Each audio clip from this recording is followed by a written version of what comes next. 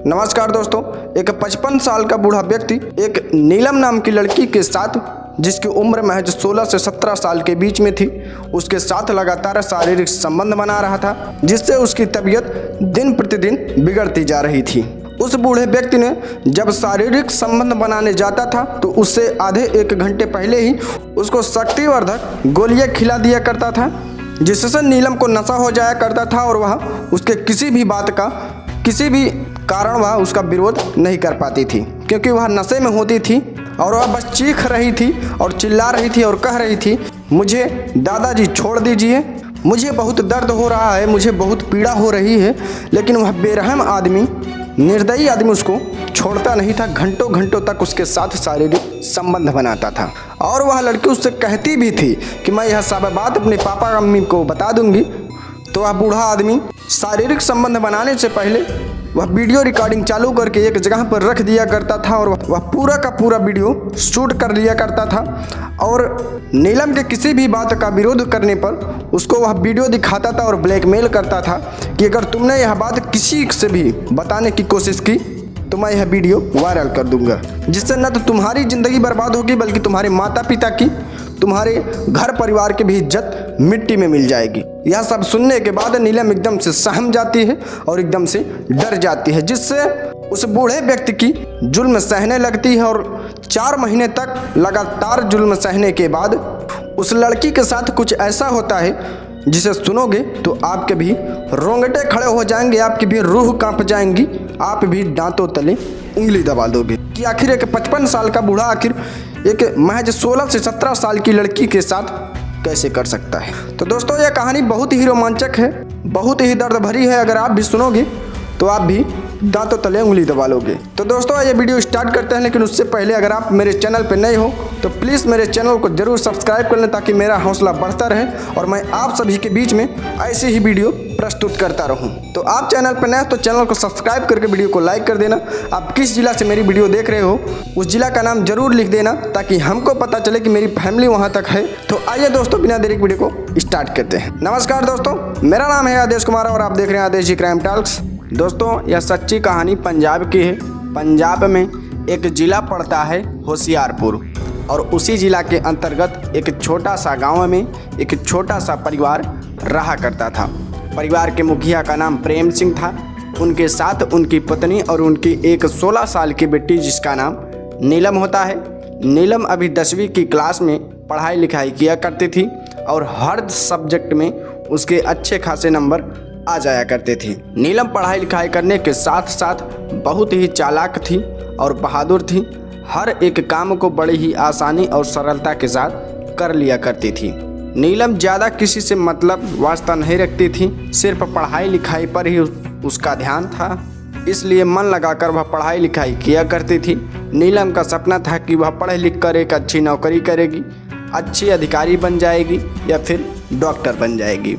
इसीलिए उसके माता पिता उससे काफ़ी खुश रहते थे और उसकी हर ख्वाहिश पूरा किया करते थे जो नीलम चाहती थी। अच्छा, नीलम के पिता के कारोबार की बात करें तो वह एक होशियारपुर की कंपनी में ही जॉब किया करते थे और सुबह 9 बजे निकल जाया करते थे और शाम को तकरीबन 5 से 6 बजे के बीच में आ जाया करते थे। उसकी माँ के पास में ही बच्चों को पढ़ाने की नौकरी लगी थी। वह भी सुबह 9 बजे निकल जाया करती थी और शाम को तकरीबन 4 बजे आ जाया करती थी। नीलम एक अच्छे स्कूल में पढ़ने जाती थी। वह भी 10 बजे निकलती थी और लगभग 6 बजे या फिर 2:30 बजे से 3 बजे के बीच में आ जाया करती थी। दोस्तों, इस तरीके से अब इनका जीवन बड़े ही अच्छे और सुखमय तरीके से कट रहा था। किसी तरह की कोई दिक्कत परेशानी नहीं थी। लेकिन एक दिन अचानक प्रेम सिंह के फ़ोन पर एक फ़ोन आता है उसके चचेरे भाई का। वह कहता है कि पापा की तबीयत खराब है, उनकी कमर में अक्सर दर्द रहता है और मैंने सुना है कि तुम्हारे घर के पास में एक गुरुद्वारा है और उस गुरुद्वारे के पास एक हॉस्पिटल है। उस हॉस्पिटल में कमर की थेरेपी की जाती है और फ्री में दवाई भी दी जाती है। तो मैं चाहता हूँ कि पापा तुम्हारे घर पर ही कुछ दिनों तक रहेंगे, वहाँ पर रहकर इलाज करवा लेंगे। जब ठीक हो जाएंगे तो मैं उनको लेने के लिए आ जाऊँगा। फिर प्रेम सिंह कहता है अपने चचेरे भाई से कि कोई दिक्कत वाली बात नहीं है, वह मेरे चाचा भी हैं मेरे घर पर रहेंगे तो मुझे बहुत अच्छा लगेगा। वह जितने दिन रह सकते हैं रहेंगे, मुझे कोई दिक्कत नहीं है। फिर प्रेम सिंह का चचेरा भाई अगले दिन अपने पिता को लेकर प्रेम सिंह के घर पर पहुंच जाता है और 1 घंटे के बाद वह भी अपने घर लौट जाता है। इसके चचेरे भाई का घर प्रेम सिंह के घर से लगभग 30 किलोमीटर की दूर पर था। प्रेम सिंह का ये चाचा दूर का चाचा था। इसकी उम्र लगभग 55 साल थी। इसका नाम भीम सिंह था। अब भीम सिंह इसके घर पर बड़े अच्छे से रहने लगा था। किसी तरह की कोई दिक्कत परेशानी नहीं थी। अब भीम सिंह एक दिन उस हॉस्पिटल जाता है जहाँ पर उसका इलाज होने वाला था। इलाज कराने आया था। वहाँ पर जाकर अपना चेकअप वगैरह डॉक्टर साहब से कराता है। तो डॉक्टर साहब चेकअप करने के बाद यह कहते हैं कि आपको 30 दिन तक यहाँ पर रोज़ लगातार आना पड़ेगा, तभी आप ठीक हो पाओगे। फिर भीम सिंह कहता है कि कोई दिक्कत वाली बात नहीं है, जितने दिन आप मुझे यहाँ पर बुलाओगे मैं आ जाऊँगा, बस मैं ठीक ही हो जाना चाहता हूँ।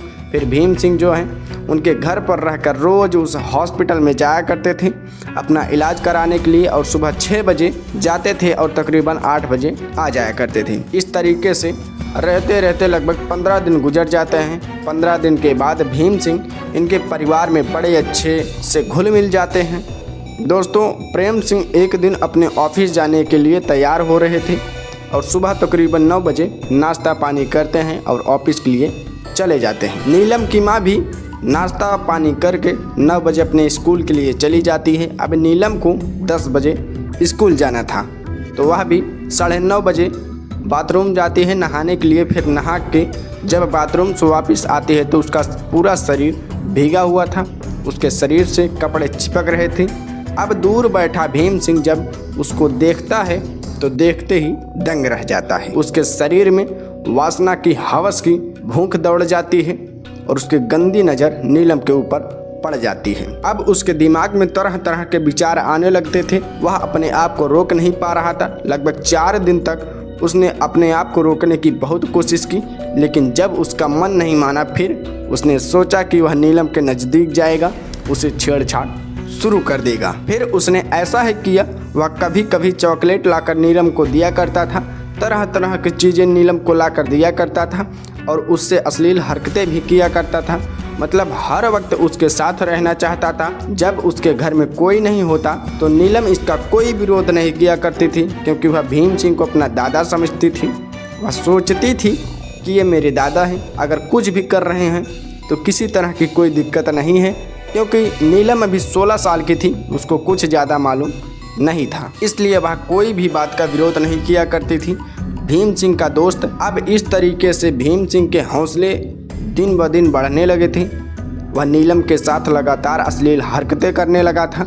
एक दिन जब वह अपने हॉस्पिटल जाता है अपना इलाज कराने के लिए, तो इधर से लौटता वक्त वह एक मेडिकल से शक्तिवर्धक गोली लेकर आ जाता है। 8 बजे वह घर पहुंच जाता है।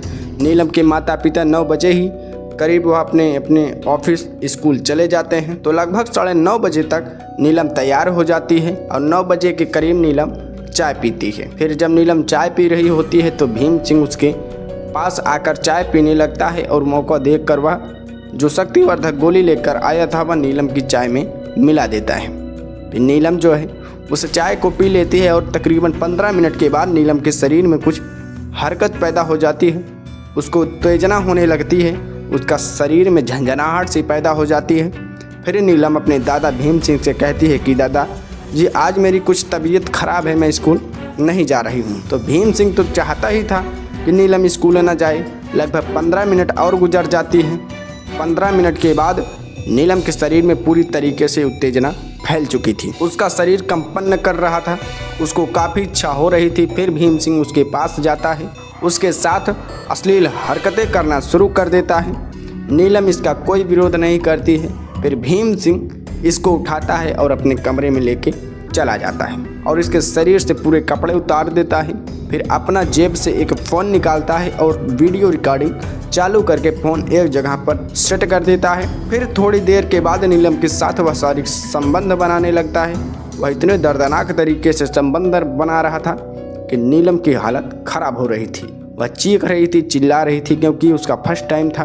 वह कह रही थी कि दादाजी, यह तुम क्या कर रहे हो, यह गलत काम है, मुझे छोड़ दो, मुझे बहुत दर्द और बहुत पीड़ा हो रही है, मैं अपने मम्मी पापा से बता दूंगी। लेकिन यह जालिम उसकी एक न सुनता और जोरदार तरीके से उसके साथ ताबड़तोड़ तरीके से संबंध बनाता रहता है। नीलम को काफ़ी पीड़ा हो रही थी, वह अपने आप को बर्दाश्त नहीं कर पा रही थी। भीम सिंह लगभग 1 घंटे तक उसके साथ संबंध बनाता है और जब थक जाता है तो वह वहीं पर लेट जाता है। फिर थोड़ी देर बाद वह अपना फ़ोन निकालता है और फ़ोन निकालने के बाद जो वीडियो इसने बनाई थी वह नीलम को दिखाने लगता है और कहता है कि अगर तुमने इसके बारे में किसी और को बताया तो मैं यह वीडियो तुम्हारी वायरल कर दूंगा, लोगों को दिखा दूंगा, तुम्हारी इज्जत कहीं की नहीं रहेगी, तुम्हारे माता पिता की इज्जत कहीं की नहीं रहेगी और तुम्हारे माता पिता की इज्जत मिट्टी में मिल जाएगी। फिर जब नीलम यह सब देखती है तो देखते ही दंग रह जाती है और डर जाती है और वह किसी से कुछ नहीं बता पाती है। अब इन दोनों का यह खेल रोज रोज का हो चुका था। भीम नीलम के साथ जब भी मौका मिलता था उसके साथ संबंध बनाया करता था। उसने नीलम की हालत बहुत ख़राब कर दी थी। नीलम जो है धीरे धीरे भी बीमार होने लगी थी। दोस्तों, इस तरीके से लगभग 4 महीने का समय गुजर जाता है।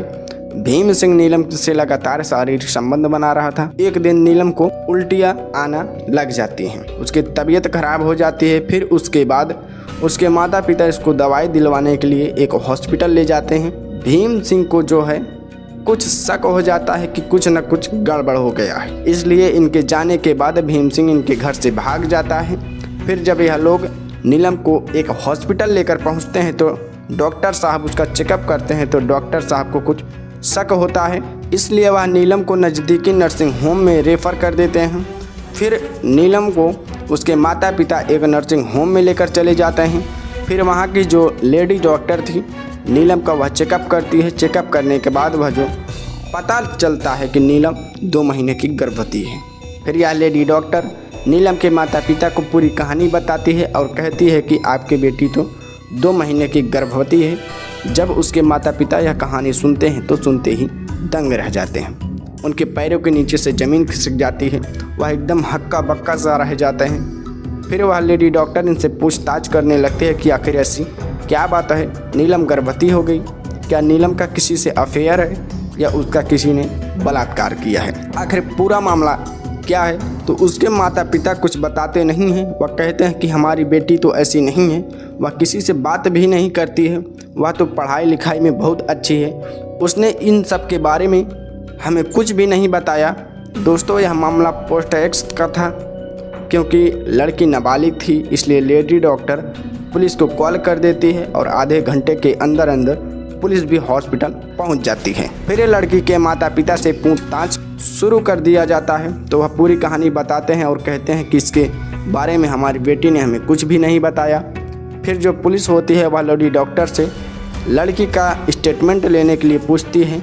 लेडी डॉक्टर इजाज़त दे देती है कि अभी आप लड़की का स्टेटमेंट ले सकते हैं। फिर वह लड़की से पूछताछ करने लगते हैं और उससे कहते हैं कि बेटा, तुम्हें डरने वाली कोई बात नहीं है, तुम पूरी कहानी हमें बताओ, तुम्हारे साथ किसने गलत किया, क्या तुम्हारे साथ बलात्कार किया गया, फिर तुमने अपनी मर्जी से यह सब करवाया। तो शुरुआत में तो लड़की कुछ बताती नहीं है क्योंकि डर रही थी, लेकिन जब पुलिस उसे थोड़ी सख्ती से पूछताछ करती है तो वह लड़की टूट जाती है और पूरी कहानी बताती है। फिर लड़की पुलिस को बताती है कि हमारे घर में भीम सिंह नाम के एक दादा रहते थे, यानी कि मेरे पिता के वह चाचा लगते हैं, दूर के चाचा हैं। वह हमारे घर रहने के लिए आए थे, अपना इलाज कराने के लिए आए थे और उन्होंने मेरी अपने फ़ोन में एक वीडियो बनाई और मुझे कुछ खाने के लिए ऐसी दवाइयाँ देते थे जिससे मेरे शरीर में उत्तेजना पैदा हो जाती थी और मैं उसका कोई विरोध नहीं करती थी, इसलिए उस चीज़ का उन्होंने फ़ायदा उठाया और मेरे साथ लगभग 4 महीनों तक उन्होंने बलात्कार किया। जब पुलिस और उसके माता पिता यह कहानी सुनते हैं तो उनके पैरों तले ज़मीन खिसक जाती है, वह हक्का बक्का सा वहीं पे खड़े रह जाते हैं। अब तत्काल पुलिस प्रेम सिंह के घर पर पहुंचती है भीम सिंह को गिरफ्तार करने के लिए, लेकिन भीम सिंह तो घर से पहले ही भाग चुका था। अब पुलिस को उसकी तलाश थी, इसलिए पुलिस भीम सिंह के घर पे चली जाती है और उसके बेटे से पूछताछ करती है कि आपके पिताजी कहाँ हैं। तो जो भीम सिंह का बेटा होता है वह पुलिस से पूछता है कि आखिर मेरे पिता को क्यों गिरफ्तार करने के लिए आए हो। तो पुलिस उसको पूरी कहानी बताती है। जब उसका बेटा यह कहानी सुनता है तो वह भी दंग रह जाता है और परेशान हो जाता है। दोस्तों, भीम सिंह अपने घर से भी भाग चुका था। उसने अपने घर से भी किसी को कुछ नहीं बताया था। इधर मामला पोस्ट कर दिया जाता है। लड़की नाबालिग थी, इसलिए डॉक्टर जो है उसका अबॉर्शन कर देते हैं और उसको अपने माता पिता के साथ भेज देते हैं। अब पुलिस भीम की तलाश कर रही है। 4 दिन के बाद अचानक एक व्यक्ति का पुलिस के पास फ़ोन आता है। वह कहता है कि पास के नहर में हमें एक शव पानी में डूबा हुआ मिला है, आप तुरंत यहाँ पर आ जाइए। फिर पुलिस वहाँ पर पहुँचती है और उस व्यक्ति का शव निकाला जाता है। उसकी शिनाख्त करने के लिए प्रेम सिंह को बुलाया जाता है। जब प्रेम सिंह उस व्यक्ति को देखता है तो देखते ही चौंक जाता है और दंग रह जाता है, क्योंकि वह व्यक्ति कोई और नहीं, वही भीम सिंह था जिसने उनकी बेटी का बलात्कार किया था। अब पुलिस को यह पूरा यकीन हो चुका था क्योंकि यह भीम सिंह ही था, लेकिन पुलिस के गले यह बात उतर नहीं रही थी कि भीम सिंह जो है प्रेम सिंह की बेटी का बलात्कार करके भागा था, लेकिन उसको किसने मारा था या फिर उसने अपने आप ही डूब के आत्महत्या कर ली थी। अब पुलिस के गले यह बात नहीं उतर रही थी, लेकिन दोस्तों कर भी क्या सकते थे। पुलिस के सामने यह सबसे बड़ी चुनौती थी यह केस को सॉल्व करने के लिए। दोस्तों, जब पुलिस हार जाती है तो पुलिस को कुछ पता नहीं चलने लगता है, फिर इस केस के फाइल बंद कर दी जाती है। बाकी दोस्तों, इस कहानी से आपको क्या सीख मिली है आप हमें कमेंट सेक्शन में ज़रूर बताइएगा। तो दोस्तों, आज के लिए बस इतना ही। मिलते हैं अगले वीडियो में। अगर कहानी अच्छी लगे तो वीडियो को लाइक करके चैनल को सब्सक्राइब कर दीजिएगा। तो मिलते हैं फिर से एक नई और रियल कहानी के साथ। तब तक के लिए जय हिंद, जय भारत।